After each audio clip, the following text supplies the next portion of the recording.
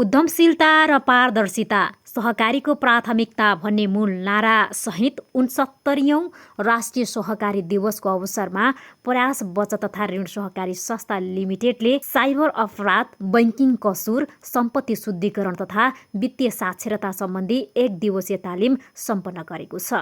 शनिबार सरस्वती माध्यमिक विद्यालय तामनगरको सभा हलमा कार्यक्रम आयोजना गरिएको हो।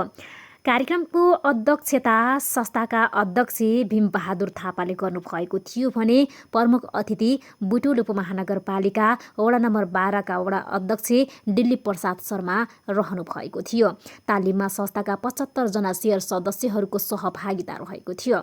सहकारी मार्फत सदस्यहरूको वित्तीय साक्षरता अभिवृद्धि गर्ने, डिजिटल युगमा बढ्दो साइबर जोखिमबारे सचेतना फैलाउने तथा बैंकिङ कसुर र सम्पत्ति शुद्धिकरण जस्ता विषयमा जानकारी दिने उद्देश्यले कार्यक्रम आयोजना गरिएको थियो। पहिलो सत्रमा संस्थाका उपाध्यक्ष प्रकाशमणि खनालले साइबर अपराध तथा बैंकिङ कसुर सम्बन्धी प्रशिक्षण दिनुभएको थियो। त्यसैगरी दोस्रो सत्रमा संस्थाका व्यवस्थापक प्रदीप पौड्यालले सम्पत्ति शुद्धिकरण तथा वित्तीय सक्षमता सम्बन्धी प्रशिक्षण प्रदान गर्नुभयो। प्रशिक्षणका क्रममा सुरक्षित बैंकिङ कारोबार, डिजिटल माध्यमको प्रयोग गर्दा अपनाउनु पर्ने सावधानी, वित्तीय अनुशासन र जोखिम व्यवस्थापनका विषयमा विस्तृत जानकारी दिइएको थियो।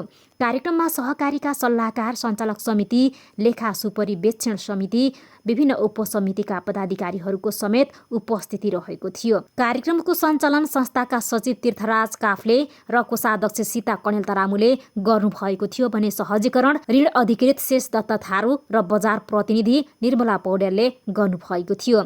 सहभागीहरूले तालिमलाई समय सापेक्ष र उपयोगी भएको प्रतिक्रिया दिएका थिए।